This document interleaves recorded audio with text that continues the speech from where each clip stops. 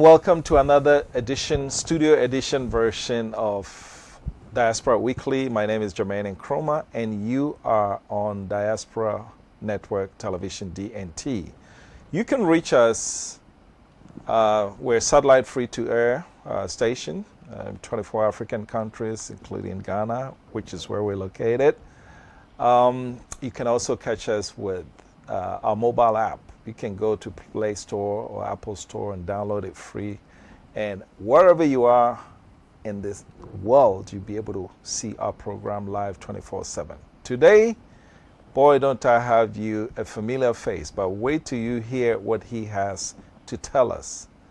But as usual, before we go there, you have to listen to Jangle, which is Jermaine's angle, coming up in just a minute.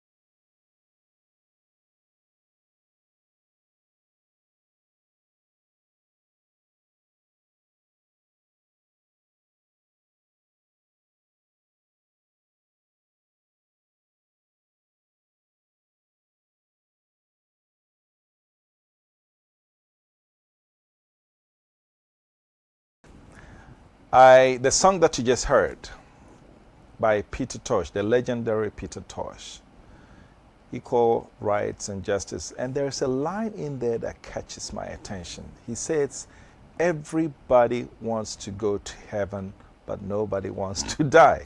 But we all know you have to die first before you go to heaven. So how come we all don't want to die, but we want to go to heaven? That's a profound statement, and I want to bring it back here to Africa. There is not a soul that lived on this continent, at least originate from this continent, who at one time or another does not aspire to travel to Europe or to America or China, all those places. And we value those places, we like those places, and in fact, if it was our wish, we would go to sleep one night, and when we wake up in the morning, voila, every place on the continent looks like United States. I bet you if you ask 100 Africans, about 90 of them will say, yeah, we want this place to look very nice and clean, orderly, just like United States. But you know what? These things don't come by itself. You have to put in the work, okay? Things don't just happen. You have to be the change that you want to happen. So let's break it down. We always point our fingers at the leaders, all right? Oh, well, leaders are corrupt and they don't care about us. Well, what about you? Okay? The adage says that when you point one finger at somebody else, how many is pointing at you? How many are pointing at you? 3 of them. Okay, so let's look at your life and what you're doing to effect the change. First of all, the leader that you're talking about, when he campaigned for you to vote for him, what did you do? You asked for money before you vote for him. Okay? He is not Father Christmas. You are one of about 5 million votes that he needs. If each one of them asks for just one city, that's $5 million Ghana cedis. How many people have 5 million Ghana cedis on their own to just dish out so that they'll become president? And if they do, guess what? When they become president, don't you think they're going to want that money back? And if they come and they do everything according to the book, would they make that money back? No. So we have to look at ourselves. But that's even the political side. Look at our daily lives. When the light turns red, we look left and right and we run the red light. And if somebody complains, we insult the person. When the sign says straight only, don't turn left, because we are in a hurry, more in a hurry than the people who are in the queue, we want to go forward and jump in the front. That's dishonest. Those petty dishonesty that's all over the place. These all contribute to make our place lawless, disorganized. But we don't see it like that. We always point, oh, it's the politician's fault. All right? So what are we doing on our own, in our little world, to effect the change? The one that gets me is, when people are in the queue, you come and you want to jump the queue. It takes only what? An extra, and I've watched. Sometimes I'm in the queue, people, they'll jump. And eventually, they jump the queue by breaking the rule. And when you stay in the queue and you turn around and you go there, you find out that you go and meet them right there. In other words, they were in a hurry, but they're never moving forward. It's just that they just love to break the rules. In Africa, we need to stop that. We need to look at ourselves. Michael Jackson said, the man in the mirror. Look in the mirror first. And if you don't find a problem there, then you can point at somebody else. But this business of us always pointing at somebody else as the person is through the person's mistakes that Africa is not moving forward. We need to stop that. If we want this place to look like over there, overseas, it starts with us, ourselves. Today, that's my jangle, and I hope you take this to heart and think about it. I'll be right back to meet, to introduce my guest to you. Stay tuned.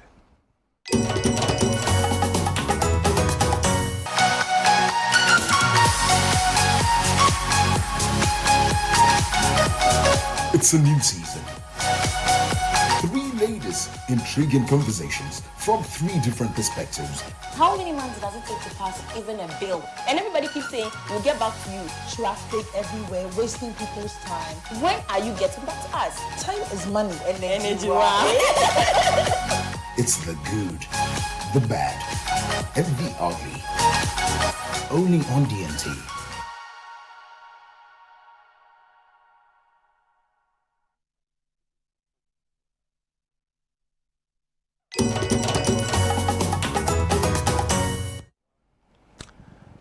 Welcome back. This is Diaspora Weekly, studio edition of it. And today I have my brother. He's been here before. And you know what? If it's Mr. Advocate, lawyer, shall I say, lawyer, advocate, Safwa Bebre said time, you know it's AU time. Minia, welcome. Thank you. I would really want to shake the hand, but they say COVID time we can't shake. And I have to. We have to keep this distance in order to hold this, but that's okay. Welcome. Thank you, my brother. You're looking great. Thank you. I mean, I like you. No, but this is not my size, so I can't steal it from you. That looks good. You recently went to South Africa. How was it? Yeah, SA is always a home. Mm-hmm. Very welcoming, very warm people. And yeah. Warm, welcome. South Africa? People, warm people. Warm people. Welcoming Aren't people. these same people that were xenophobia driving us away now? A lot of people are going to have the issue with South Africans describing them as warm and welcoming. They are warm and welcoming. Now, it's been a second home for me. Oh, really? You know, all these years. Okay, yeah, so maybe you're a big man. So when you get there, they welcome you. But do I look like a big bad man? Ah! What are you talking about? Look at this. This outfit can pay me for 5 months. Anyway, your pet peeve, African Union. Mm-hmm. What is going on?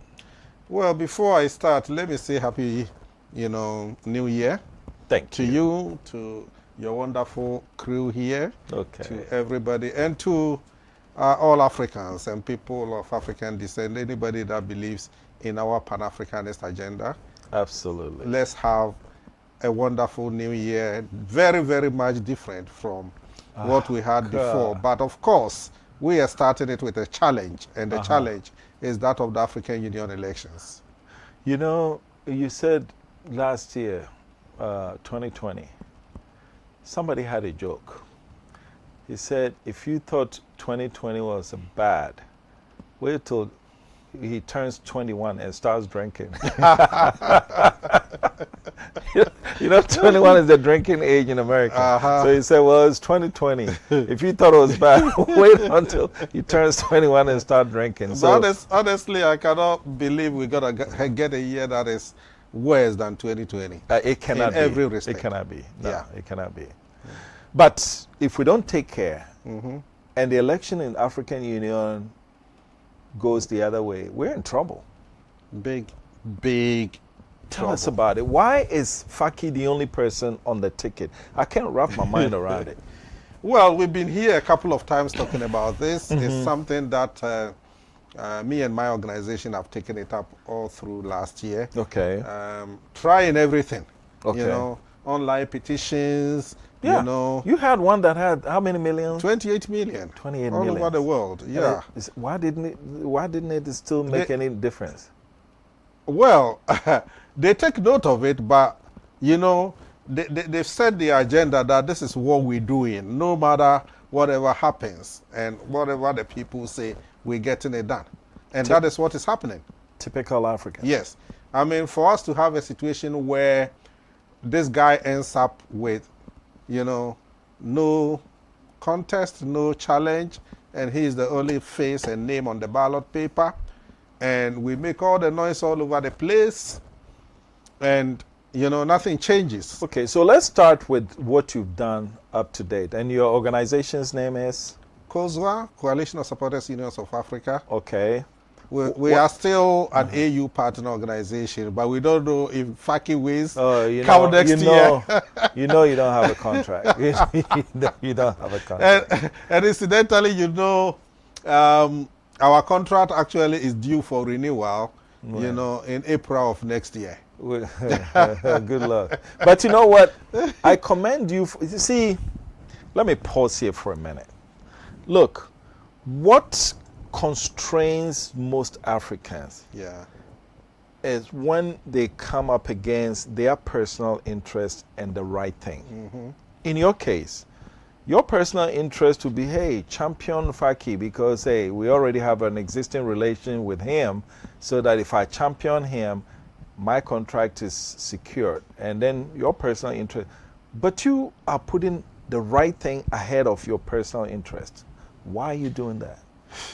Well, I believe that maybe it's the kind of training that I had. I mean, you and I know, if you get that kind of, training as a lawyer in the United States to become an attorney of the New York Supreme Court, there are certain things that are sharpened within you.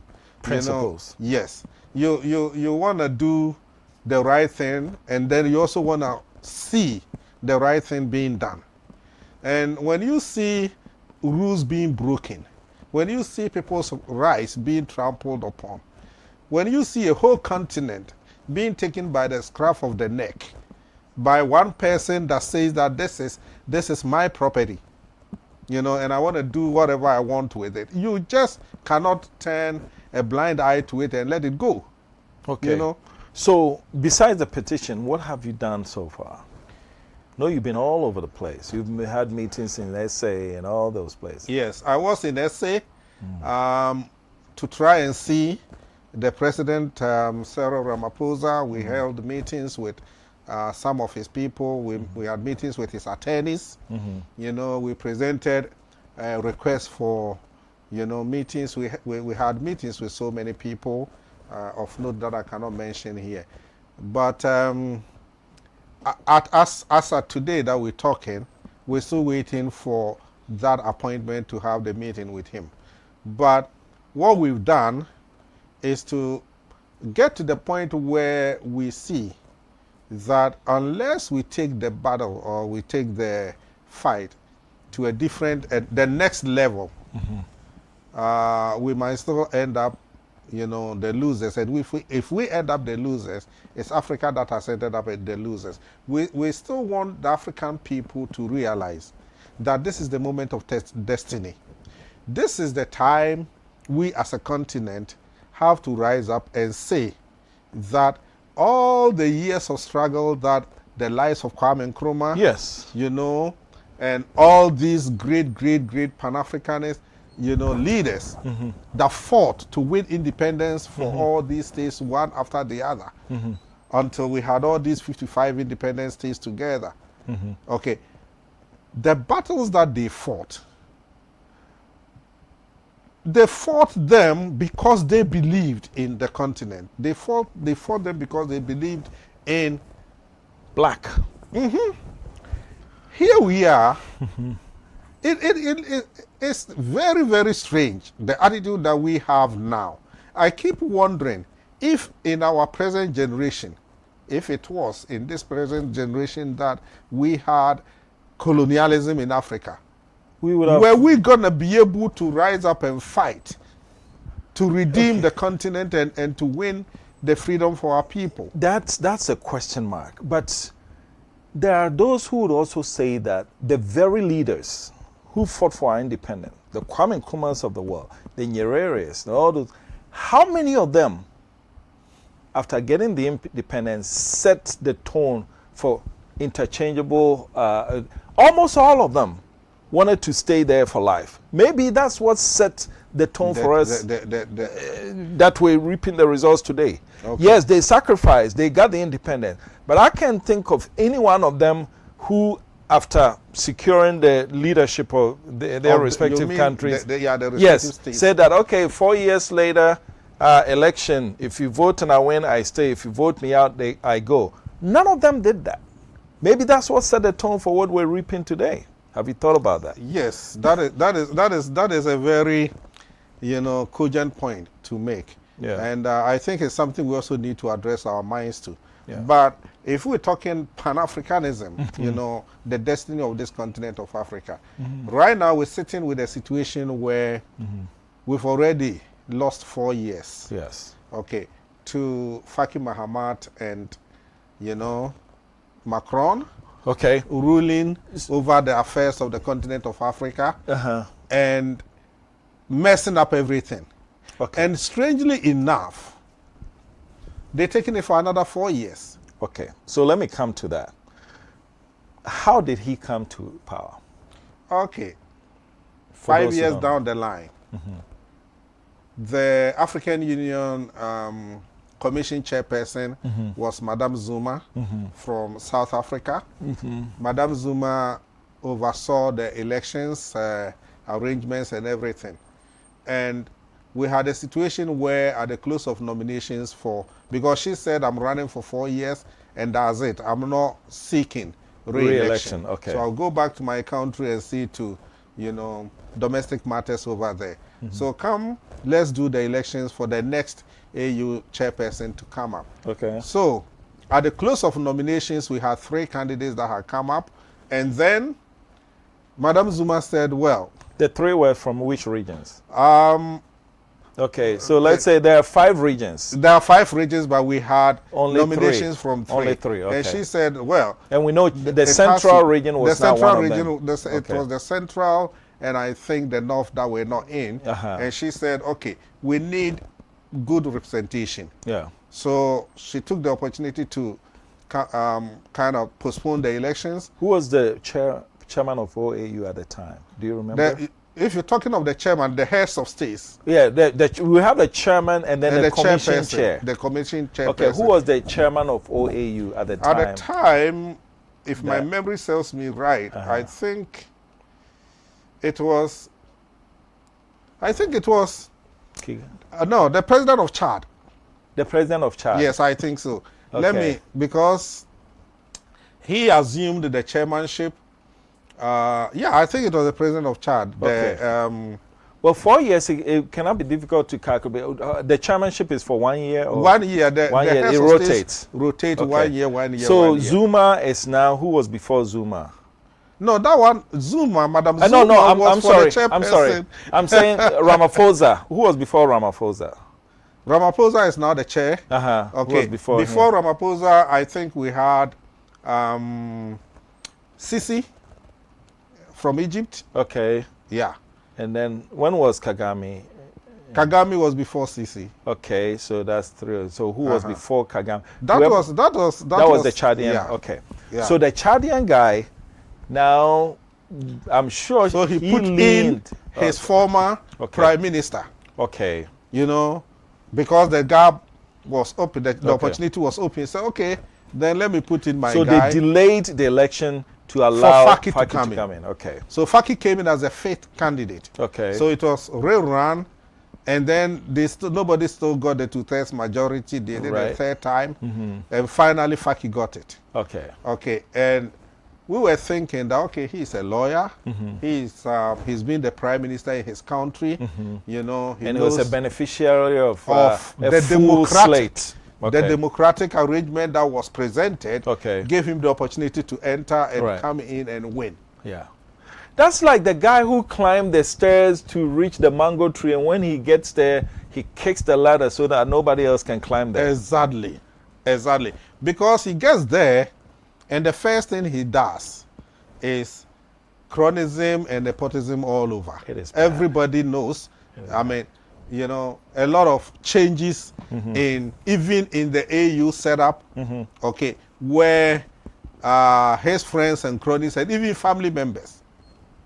He Wow. attacks the AU Parliament in South Africa, gets rid of the Cameroonian head. You know, that is the president of the African Pan-African Parliament. Puts his own clerk there. Everything. He gets rid of Madame Arikada Chiobori-Kwao. Yeah, because she was speaking the truth back in the States. Okay. I'll come back to that one. Right. But right now, we're sitting with even worse things. Look, we have the head of security of the African Union. From Egypt. Used to be from Egypt, right? No, from Ethiopia.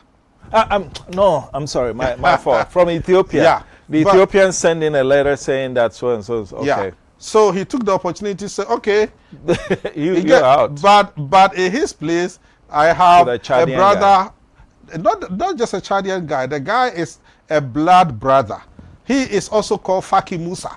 Yes. So I have my brother, he's the best guy, Faki Musa. Go and take charge and be in charge of my security for the African. So these are the things that he's been doing all over the place. And these are things that have gotten, you know, the attention negatively of so many people. And that is why we have all these series of protests and demonstrations. Right. Maybe the African Union Commission staff, maybe they love him. Maybe the presidents love him. That's why nobody has a problem with it. No, but people have problems with it. People have problems with it. I mean, sometimes I sit down and wonder, okay, we have a situation where it is 55 heads of states of Africa that voted for this guy. Okay. And initially, I was thinking that if you look at the furor and all that came up after Arikane's sack, you know, where there was a global uproar, you know, and millions of people were signing petitions all over the place. And nobody was saying anything. But I was thinking, okay, maybe they are bidding their time to say, the guy is there for only 4 years. At the end of the 4 years, come on, we will just give him the sack and get you know, sanity restored to the African Union. That is what some of us were expecting to happen. But when the disturbing signals started coming up, because one, the whole world protested against Arikane's sack. He was able to stand his grounds to say, I'm not taking her back. Yes. And I'm not apologizing to anybody. And the 55 heads of state said, so that's okay with us. And eventually, even her own country, her own SADC region, we didn't get the expected, you know, support that we were thinking we were going to get for her. Now, Fast forward, you know, after that, the dust settles on that, and then he keeps on doing all these other things. Fires the. So he's a dictator. Exactly. Okay. Exactly. We're going to go on a quick break. When we come back, we're going to talk about the ramifications of what is about to happen if it does happen. If it does happen. Thank you. This is Diaspora Weekly. My name is Jermaine Nkrumah. We're joined by lawyer advocate Cosua Bebresa, a true Pan-Africanist. We'll be right back.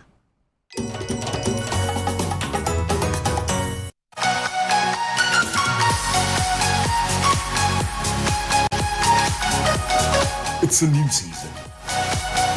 3 latest intriguing conversations from 3 different perspectives. How many months does it take to pass even a bill? And everybody keeps saying, we'll get back to you. Traffic everywhere, wasting people's time. When are you getting back to us? Time is money. Energy. It's the good, the bad, and the ugly. Only on DNT.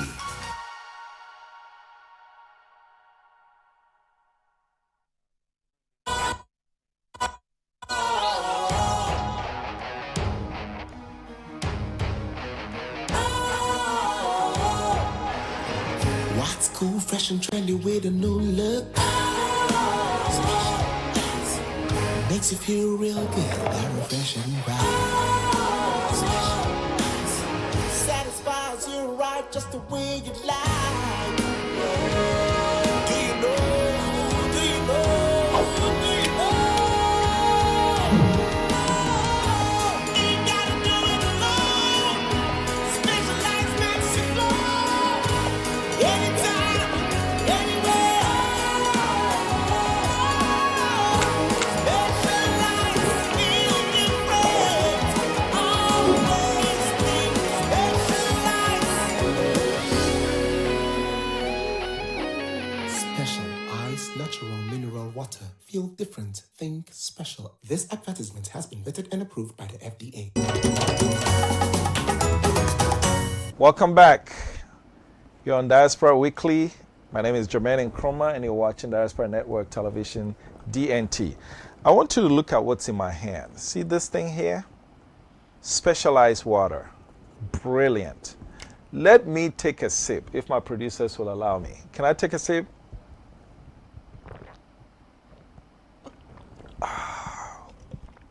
Good stuff. You need to try it to get the same experience that I did. But right now, in order for these great products to continue to help nourish us, Africa, we're on a time bomb. But what I've noticed is, in every country in Africa, people just zero focus in events within their country. So things to do with Africa is in the back burner. But we have a problem. The way the Westerners are raping this continent. If there ever was a time that we need somebody to say no and protect our continent, it is now. The Chinese are cutting out every tree they can just to mine gold here. DRC, you know what's going on. The president doesn't even have much control over the eastern part of the country, and everybody just comes in and takes. This is the time that we need to protect our resources, which I'm told about 34% of the world's resources are located here. Now, It's 43%. oh, man. 43, I've transposed the numbers. We are 43. almost we have almost half of, okay. of the world's resources right here. Now, we have leaders who are condoning a guy that just don't care. Why? So, this subject, we'll belabor it over and over and over. And even as of now, I still don't understand what we have. We are barely a month to the voting, the elections at the AU.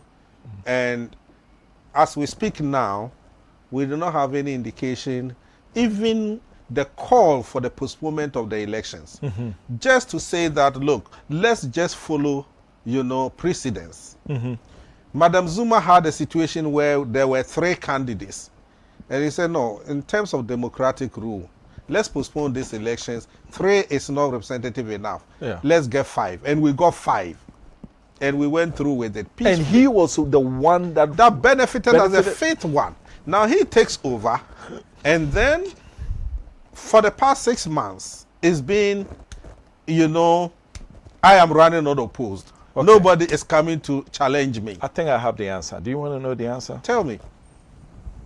Museveni, been in Uganda forever. Paul Biya, been in Cameroon forever. Alassane Ouattara, now looks like he's on course. He's going for 12 years now. Alpha Conde, Guinea, same thing. Going his 3rd term. Maybe these leaders, it's a country club. The person that comes and wants us to do whatever we want in our country is the one that we want. We keep him there. The one that's too democratic, or he will come and disturb us. Maybe that's the answer. Possibly. But we do have 55, let's say 50 other countries. Yes. We do have democratic, countries like Ghana, our You see, Ghana. now, if I may interject, in Ghana, we have something special. It will never cross Nana Akufo-Addo's mind in 2024 that I'm running again. It just wouldn't happen. It just wouldn't happen, yes. Okay. But who's to say that the others, maybe they want to, and they want to create the environment where they can do that? Well, so what I'm trying to say is that we even don't need half of these leaders. We need just 22 of them. We need only 19. 19? Oh, yes. really? We need only 19 of them to say that, okay, we believe in democracy. We believe in the destiny of Africa. Okay. We believe in protecting. Have we lobbied 19 countries? We are on it. Okay. Just yesterday we launched, the Catch 19 agenda, hashtag Catch 19 agenda. It was launched by my organization, Cosua. But explain that to me. 19. Why 19? Because Faki Musa Mahamat needs 2/3 majority. Yeah, that's more than 2/3. That's 33 votes, right? 55.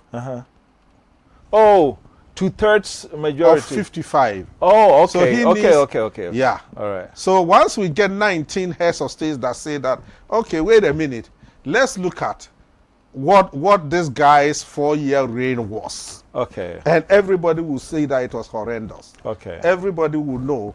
I mean, just taking a peep back and even looking at the situation right now, everybody knows that he's been completely disastrous. Okay. So just based on that, does he deserve another 4 years for us to give Africa to him? So basically what we're trying to say, now we're telling the heads of states, and that's why I'm on this show, that's why we're talking all over the place. We're telling them that, okay, let's look at it this way. Okay, Faki Mahamat is inviting you to Ethiopia, at the end of the month for the 34th AU Summit. Okay, and he's going to present to you ballot papers for elections. When you open that one for the commissioner for whatever trade industry, you have 8, 9 candidates. You have a choice. When you open that one for even vice president, that is deputy chair, you have choices. Now, when one of the position had like 14 people. But now they've downsized. Okay. Yeah. But when it comes to the most important now, that is himself. You only have one. He tells you don't have a choice. I am the only one on the ballot paper. Take it so or either leave it. Yes. But you see, thank God, under the Constitutive Act of 1999, okay, 9 September 9/99, that was passed. Okay, he does need 2/3. More than 2/3 majority before he can say that he's won the election. And that's where the catch is. What we're telling African heads of states, this is the time for you to stand up and be counted. We're letting them understand that in our traditional settings, in every country of Africa, if you go to an elder, okay, and you present a defeathered bird, okay, no feathers, That's an insult. That's an insult. And you ask the elder, can you please tell me which bed is this one? It is an insult to the elder. We want them to see this, that if you go to Addis and Faki Muhammad gives you a ballot paper that has only himself on it and ask you to vote, he's actually giving you a defended bed. Okay, so my thing is this. These are not kids. For someone to go through the ranks to become a head of state, they understand all these things. So why do we need to tell them this? Because we've waited for them to do it and it's not happened. So if they're not doing anything, then maybe they will end up voting for them. So let them do that for us to see that we did what we can do, and they still went ahead and gave Faki Muhammad 40 votes, 45 votes, whatever that makes him win. Because we believe that if we draw the attention, there must be, Pan-African leaders. We've had some leaders that just got in. I mean, Felix Tshisekedi got in for DR Congo. Okay. When did he get in? That was not more. I mean, less than a couple of years back. Okay. So he's new kid on the block. Yes. So why is he getting the chairmanship so quickly? Well, I cannot tell, but he's going to be the next chairman. Yeah. All right. He's been a vice chairman already. Okay. So he's going to be the next chairman. And I mean, he's a good friend, and I know that people like him, if we speak to them, they're going to look at the situation to say, why are we giving this guy another 4 years? Because everybody knows that if you give Faki 4 years, you are giving Macron and France 4 years. Okay. You went to South Africa. What did they think about him? Well, the people you talk to, okay, you'll be surprised. That's the home of the chairman of AU. Yes. Ramaphosa. Yes. But you'll be surprised, even ambassadors, okay, don't seem to understand that this is the danger we are in.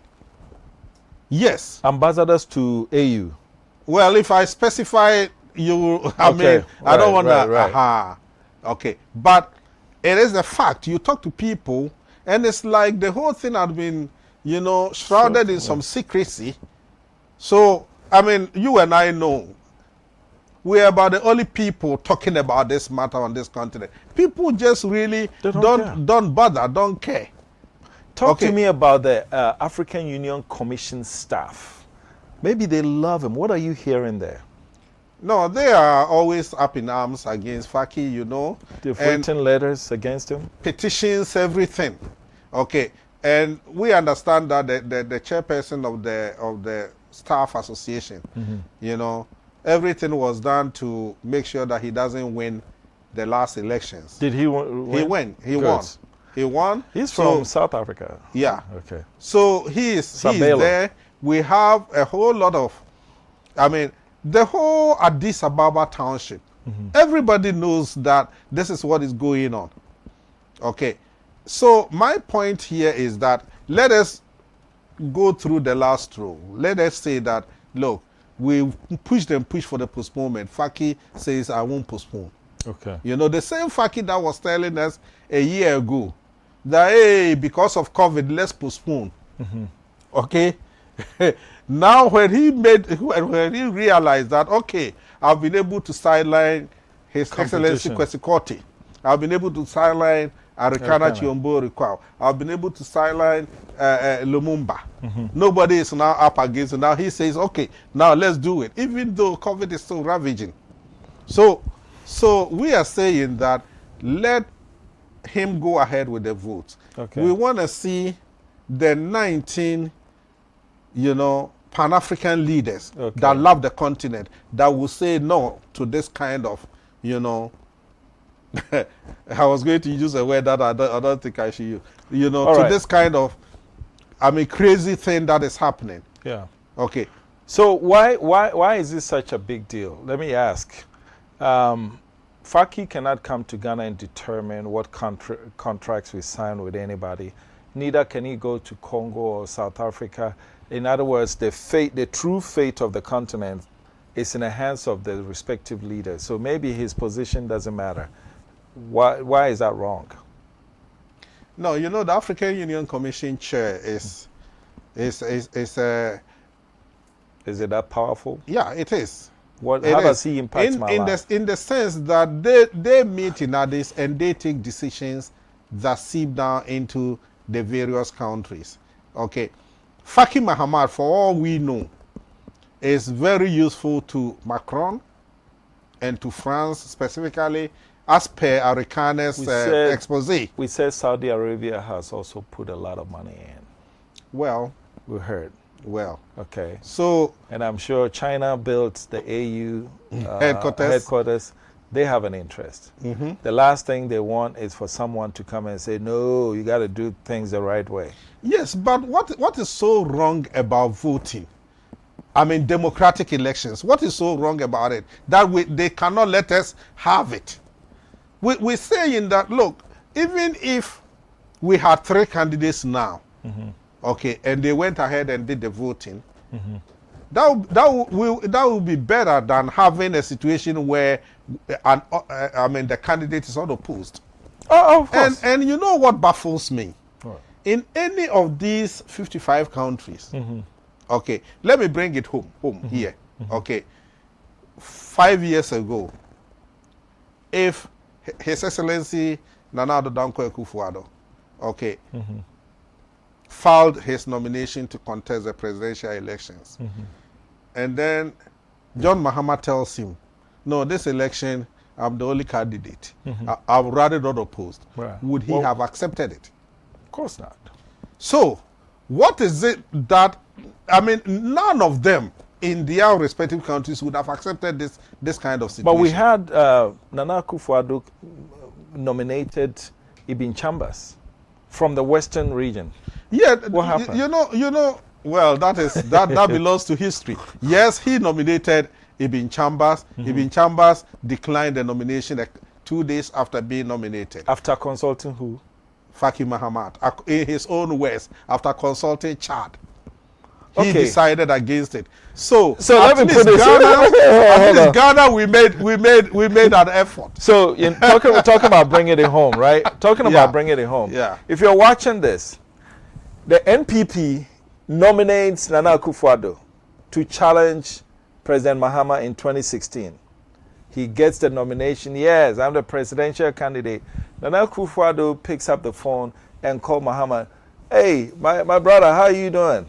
The MPP said I should run against you. Is it okay with you?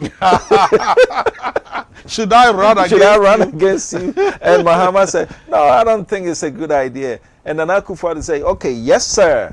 Goes back to his party and NPP say, guys I declined the nomination. Is that what we have here? That is exactly what happened. That is exactly what happened. And up to today, I've not met His Excellency, Ibn Chambers since that time. Maybe I don't want to do that. You know, he's a great friend. He's a good guy. He's a lawyer. He's a diplomat that everybody admires. Okay, he had a huge reputation until that time. I mean, guess what? My organization, you know, just about over 10 years ago, he gave us the first mandate of ECOWAS.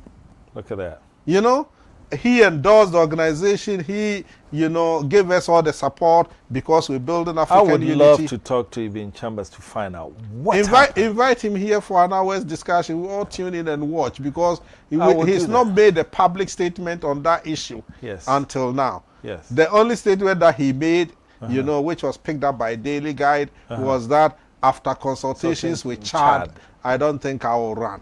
And that is it. Okay. All right. Let's go on a quick break. When we come back, we'll take this conversation home. But if you're watching and you're an African, this is one of the most important conversations we've had on this program because the African leaders, the 55 leaders, they are all busy with their own respective countries.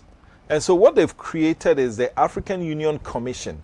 So when they meet in Addis Ababa and make any decisions, it's up to the commission, led by the commission chairperson, to execute the programs that are designed to bring us all together in a Pan-Africanist settings. And the person that is there who is supposed to be example for the continent to follow is now the world's dictator on this continent. We'll come back and take this conversation home. This is Diaspora Weekly, and we'll be right back.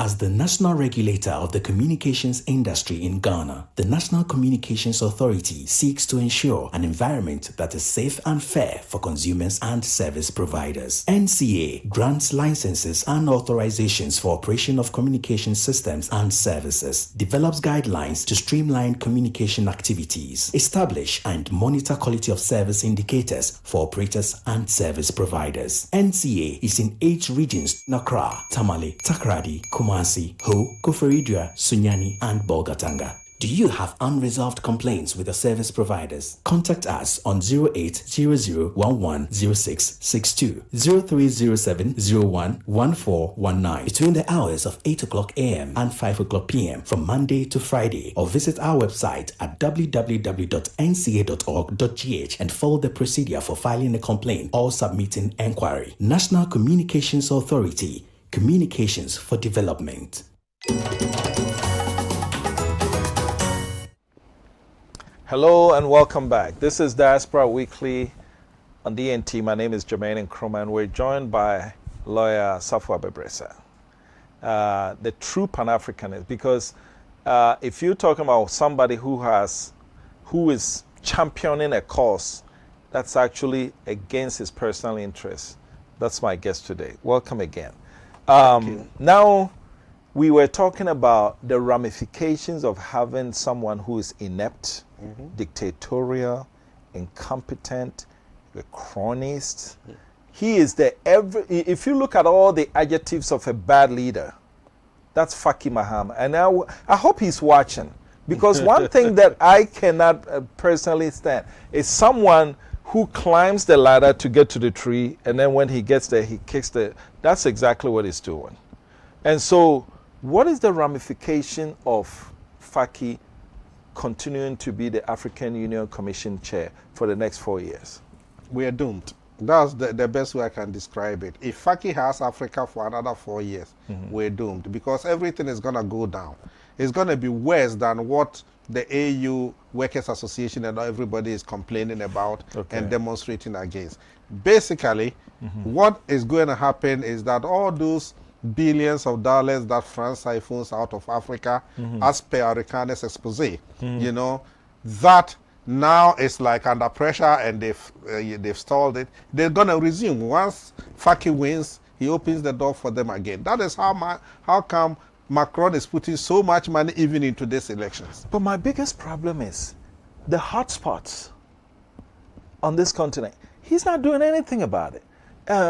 The fighting in Ethiopia, his own backyard. Against the Egyptian Sudan now. And your friend said they have to go and blow up the dam. Look at that.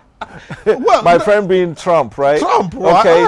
And for the record, he's not my friend. I don't like him. I don't like him. I know this is going to be viewed all over the world. I'm on record. I don't like him. He's still the president of our other country, the United States. He can be president for another how many few days? Maybe one week more. Well, but he's the president. That's fine. Okay. Now let's look Western at that. Sahara And Morocco. Now, if we have a Pan-Africanist leader, okay, in charge of the African Union Commission, okay, how come not a single statement has been issued by our leader against this kind of open, okay, running down of African sovereignty? One, Trump comes up and says that, look, you know, the shithole countries. Okay. Yeah. Did we hear anything from him? That one is not even serious. But if he incites violence of one African country against the other, Egypt, go and blow up that Ethiopian dam. And now, just recently, he comes up and says that, oh, Western Sahara, I give it as a gift to Morocco. Take it. I mean, he lives in Washington. Yes, and he's actually signed a charter to say that Western Sahara belongs to Morocco. Take it. We all know that for years, hundreds of years, this has been an issue. The AU Charter has specified consistently that Africa is made up of 55 sovereign states. That's it. And that's it. if he sits down and he says it's 54, what we don't care. But if he signs a charter to say that yes, it's 54 because I have given Western Sahara as a Christmas gift. Okay, to what Morocco, if we say you can give it all you want? And yes, but the thing is this: a Pan-Africanist leader, go and check. You know, the Constitutive Act that set up the African Union in 1999, you know, Article 3B says that the African Union shall enforce the sovereignty of the African states, the freedoms, everything that makes, you know, the territorial boundaries of the 55 countries have to be protected. So if we have a leader like Faki Mahamat that up to today has not been able to issue a single statement. Maybe he's waiting for the AU summit to start. And then he tells them, if you vote for me, then I will tell... No, make a statement before we vote for you. That's the way it's supposed to be. Exactly. But you know, one thing I'm finding out... So you know what I'm wondering? This summit, is he going to give voting rights to Western Sahara that Trump has cancelled out, that it doesn't exist as a country? So what are the people of Western Sahara, what are they saying about this? I would love to be in Addis to see what happens. Wait, so you see, again, just to bring it home to you, the viewer, let's look at right now in terms of Ghana and high Cosua. profile, Ghana, Togo or something. If you live in Togo and then Trump in Washington say, you know what, from now on, he woke up in the morning, maybe he had a fight with Melania or whatever, and said, you know what, henceforth Togo belongs to Ghana. I'm signing a declaration for it. Yes. How do you even do that? And then the leader of Africa is... It's quiet.